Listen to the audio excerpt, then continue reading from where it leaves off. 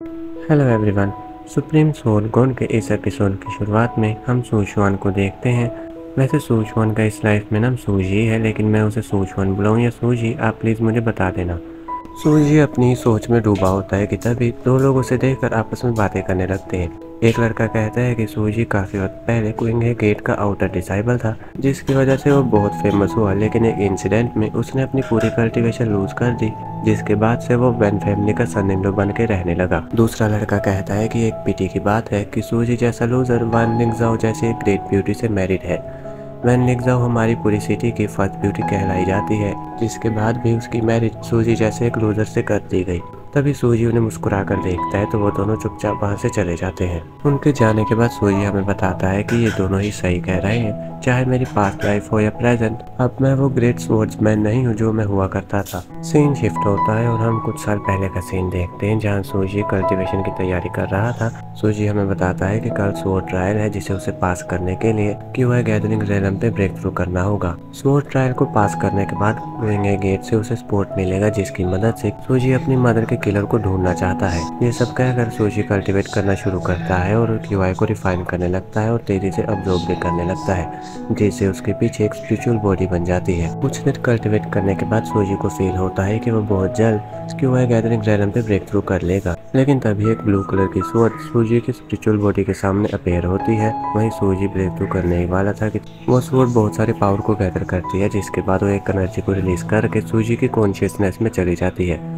सूजी उस स्वॉर्ड की पावर को झेल नहीं पाता और बुरी तरह इंजर्ड हो जाता है, जिससे उसके मुंह से ब्लड आने लगता है। सीन शिफ्ट होकर प्रेजेंट में आता है, जहां सूजी ये बातें हमें बता रहा था। सूजी बताता है कि 9 हेल्थ स्वॉर्ड के अपेयर होने से मेरी कल्टीवेशन पूरी तरह डिस्ट्रॉय होगी, जिसके बाद से सू फैमिली ने मुझे अबेंडन कर दिया। जिसके बाद मेरी मैरिज वैन फैमिली में हो गई और मैं उनका सन इन लॉ बन के वहीं पर रहने लगा। सूजी आगे बताता है कि अब वो 1 साल से कल्टीवेट कर रहा है, लेकिन उस इंसिडेंट से सब चीजें अच्छी भी हुई।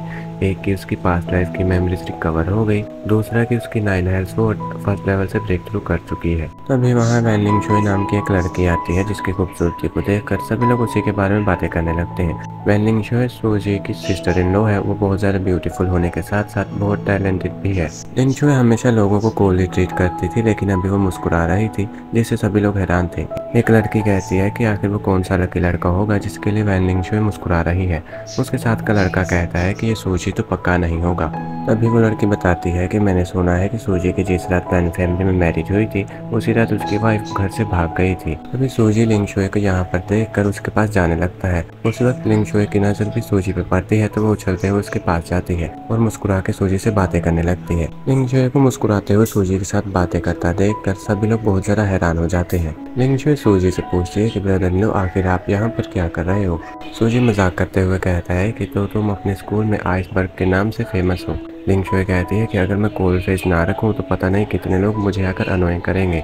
सूजी कहता है ये बात तो तुमने सही कही, अगर तुम थोड़ी और बड़ी हो जाओ तो तुम और भी ज्यादा ब्यूटीफुल हो जाओगी, जिसके बाद तुम्हें पूरी सिटी की फर्स्ट ब्यूटी कहना गलत नहीं होगा। लिंगशुई आसपास देखते हुए कहती है कि मैं आपसे बातें करते हुए बहुत ज्यादा खुश हो गई थी, जिसकी वजह से मैंने जो सालों की मेहनत करके लोगों की नजरों में अपनी कोल्ड इमेज बनाई थी वो अब डिस्ट्रॉय हो गई है।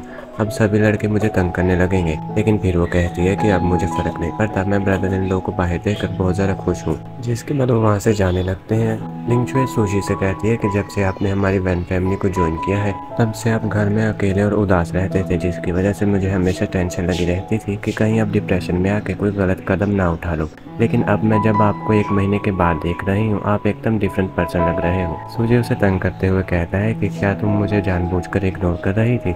लिंगशुई कहती है कि आप मुझे टीज करना बंद करो, क्या हमारा रिलेशनशिप अच्छा नहीं है? सूजी उसे हंसते हुए बताता है कि इस दौरान मैंने चीज़ों को काफ़ी अच्छे से समझा है, इसीलिए मैं पहले जैसा डिप्रेस नहीं हूँगा।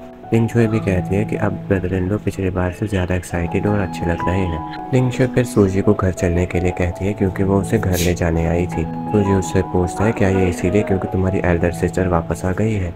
ये सुनते ही लिंगशुई वहीं पर रुक जाती है।